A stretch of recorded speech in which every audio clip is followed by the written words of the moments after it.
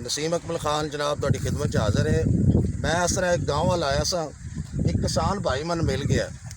मैं कि थोड़ा जिहा इन्हां कोलों पुछदे आ कि इन्हां दी जिंदगी जिहड़ी है किस तरीके नाल गुजर रही है। ये लोग भी सारी जिंदगी इन्हां फसलां च रहिंदे न, ये मझां दे नाल अपनी जिंदगी है, इन्हां दियां मुहब्बतां मझां फसलां ते तुहाडे साडे वास्ते गंदम चावल रात दिन मेहनत करते हैं। भाईजान की हाल है? जी जनाब ठीक ठाक जनाब। भाईजान तुसी किसान हो, किसान की मैं बड़ी इज्जत करता जी और साडा मुल्क का प्यार करते हैं तुहाडे नाल लोग, जी क्योंकि तुहाडी वजह तो ही साडे कोल पहुँचदियां चीज़ां जिहड़ी तुसी इन्हां ज़मीनां जिहड़ी पहुँचदे हो साडे वास्ते। जी बिल्कुल।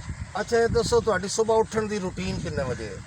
जी सुबह ਅਸੀਂ ਸਵੇਰੇ ਸਵੇਰੇ ਉੱਠਦੇ ਸਰਗੀ ਜ਼ਾਨਾ ਉੱਠਦੇ ਹਾਂ, अच्छा ਅੱਲਾ ਮੁਹੰਮਦ ਨੂੰ ਯਾਦ ਕਰਦੇ ਹਾਂ ਤੇ ਆਪਣਾ ਪਿਆਰਾ ਮਾਰ ਕੱਟਦੇ ਹਾਂ ਨਾ ਫਸਲਾਂ 'ਚ ਤੇ ਆਪਣਾ ਮਾਲੇ ਡੰਗਰ ਪੱਠੇ ਛਗੜੇ ਕੁਤਰੇ ਤੇ ਫਿਰ ਇਹਨੂੰ ਚੋਇਆ ਚਾਇਆ ਇਹ ਦੁੱਧ ਸੁੱਧ ਅਸੀਂ ਚੋ ਲੈਂਦੇ ਹਾਂ, ਕੁਝ ਅਸੀਂ ਘਰ ਰੱਖ ਲੈਂਦੇ ਹਾਂ, ਕੁਝ ਵੇਚ ਦਿੰਦੇ ਹਾਂ ਕਿਉਂ ਇਹਨਾਂ ਨਾਲ ਸਾਡੀ ਆਪਣੀ ਜ਼ਿੰਦਗੀ ਸਿੱਧੀ ਗੁਜ਼ਰਦੀ ਹੈ ਤੇ ਕੁਝ दूध बेचण दा मकसद है भी घर दा ਘਰ ਦੇ ਆਪਣਾ ਖਿਆਲ ਚਲਾ ਲੈਂਦੇ ਹਾਂ। अच्छा जिहड़ी फसल तुसी बोझदे हो कोई भी ਜੀ ਉਹ ਜਿਹੜੀ 6 ਮਹੀਨੇ ਬਾਅਦ ਹੁੰਦੀ ਹੈ, ਸਾਲ ਬਾਅਦ ਕਿਹੜੀ ਫਸਲ 6 ਮਹੀਨੇ ਬਾਅਦ ਹੁੰਦੀ ਹੈ?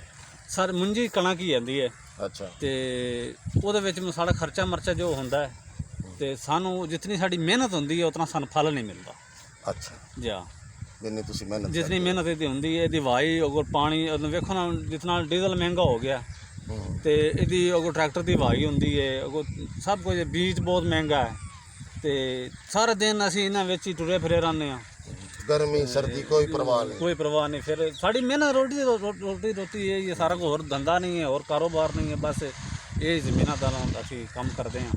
ਇਹਦੇ 'ਚ ਤੁਸੀਂ ਬੱਚਿਆਂ ਦੇ ਪੜ੍ਹਾਈਆਂ ਸ਼ਾਦੀਆਂ ਜੀ ਸਾਰੇ ਇਸ ਵਾਹੀ ਦੇ ਵਿੱਚੋਂ ਕੋਈ ਹੋਰ ਵੀ ਕੋਈ ਕਾਰੋਬਾਰ ਜੀ ਹੈ? ਇਹ ਹੀ ਸਾਡਾ ਕੋਈ ਸਿਸਟਮ ਹੈ। ਇਹਦੇ ਵਿੱਚ ਵੀ ਅਸੀਂ ਆਪਣੀ ਬੱਚਿਆਂ ਦੀ ਸ਼ਾਦੀ ਵੀ ਕਰਨੀ ਹੁੰਦੀ ਹੈ, ਇਹਦੇ ਵਿੱਚ ਬੱਚੇ ਅਸੀਂ ਪੜ੍ਹਾਉਣੇ ਹੁੰਦੇ ਨੇ ਤੇ ਆਪਣੇ ਵੀ ਇਖਤਿਆਰ ਚਲਾਉਣੇ ਹੁੰਦੇ ਨੇ ਤੇ ਬਸ ਇਹ ਕੋਈ ਸਾਡਾ ਸਾਰਿਆਂ ਨੂੰ ਪੜ੍ਹਾਉਂਦੇ ਹੋ ਜਾਂ ਕਿਸੇ ਨਾਲ ਵੀ ਲਾਉਂਦੇ ਹੋ ਆਪਣੇ ਕੰਮ ਵਾਸਤੇ? ਬਸ ਜੀ ਕੁਝ ਇਤਨੇ ਕੋਈ ਇਹਦੇ ਵਸਾਇਲ ਹੁੰਦੇ ਨੇ ਤੇ ਉਹਦੇ ਬਾਵਜੂਦ ਅਸੀਂ ਕੋਈ ਬੱਚੇ ਛੁਡਾ ਦਿੰਦੇ ਹਾਂ, ਫਿਰ ਆਪਣੇ ਨਾਲ ਲਾ ਦਿੰਦੇ ਹਾਂ ਤੇ ਕੁਝ ਮੁੰਡੇ ਬੱਚੇ ਨੂੰ ਕੋਈ ਥੋੜਾ ਪੜ੍ਹ ਜਾਣ ਤੇ ਨਿਜ਼ਾਮ ਚੱਲ ਪੈਂਦਾ, ਕੋਈ ਬਸ ਥੋੜਾ ਬਾੜੇ ਇਤਨੀ ਤਾਲੀਮ ਨਹੀਂ ਹੈ।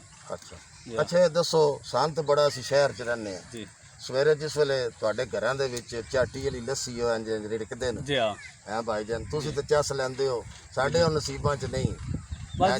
ਬਸ ਜੀ ਇਹ ਅਸੀਂ ਆਪਣੇ ਮਾਲ ਮੇਸ਼ੇ ਰੱਖੇ ਨੇ, ਬਾਕੀ ਜੀ ਦੁੱਧ ਵੇਚਦੇ ਨੇ, ਕੁਝ ਅਸੀਂ ਆਪਣੇ ਘਰ ਉਹਦੇ ਨਾਲ ਥੋੜੀ ਤਾਕਤ ਇਨਸਾਨ ਦੀ ਬਣ ਜਾਂਦੀ ਹੈ, ਕੂਵਤ ਬਣ ਜਾਂਦੀ ਹੈ ਤੇ ਕੁਝ ਲੱਸੀ ਬਣਾ ਲਿਆ, ਕੋਈ ਘੀ ਛਿੱਟੇ ਅੱਛੀ ਬਣ ਜਾਂਦਾ ਹੈ ਤੇ ਜਿਹਨੇ ਕੰਮ ਬਹੁਤ ਸਖਤ ਹੈ ਜੀ। ਇਹ ਜ਼ਿੰਮੇਵਾਰ ਜਿਹੜੀ ਹੈ ਨਾ ਮਿਹਨਤ ਬਹੁਤ ਇਹਦੇ 'ਚ ਬਹੁਤ।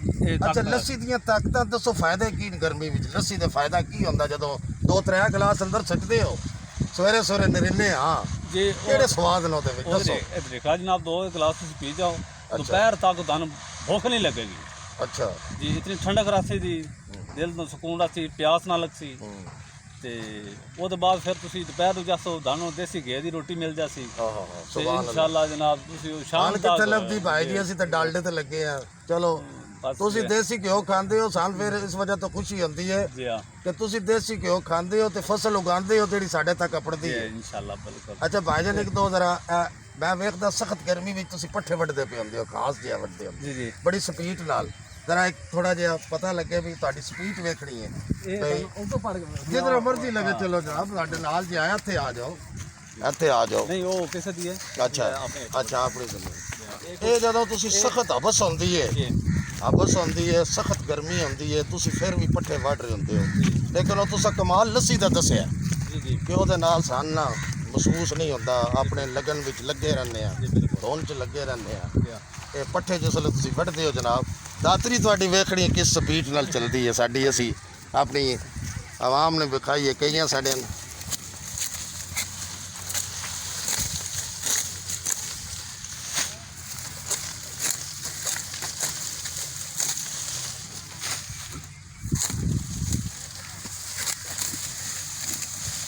बस जनाब बड़ी मेहरबानी जी। वेखो ये मैं ना को दातरी तां चलवाई है कि इन्हां लोगों की मेहनत वेखो ना, गर्मी वेखते ना सर्दी वेखते, किसान साडे मुल्क की रीढ़ की हड्डी है जी। जी बिल्कुल। ये किसान अगर ना होवे ते अनाज सन बड़ा मुश्किल लभे, फिर बाहरों ही आना, कई बार जहाज फस जाते हैं। अपने मुल्क की हर चीज़ का स्वाद ही बड़ा है, इस वास्ते किसान नाल ਪਿਆਰ ਕਰੋ ਔਰ ਕਿਸਾਨ ਵਾਸਤੇ ਜਿਤਨਾ ਜ਼ਿਆਦਾ ਹੋਵੇ ਰਿਲੀਫ ਦਿੱਤਾ ਜਾਵੇ।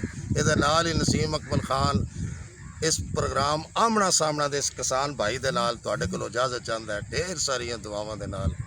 ਤੇ ਸ਼ੱਕ ਦੇ ਕੀੜੇ ਨਾ ਰੱਖੋ ਤੇ ਪਿਆਰ ਰੱਖੋ ਕਿਸਾਨਾਂ ਨਾਲ, ਸੱਜਣਾ ਨਾਲ। ਖੁਸ਼ ਰਹੋ ਤੇ ਆਬਾਦ ਰਹੋ। ਅੱਲਾ ਹਾਫਿਜ਼।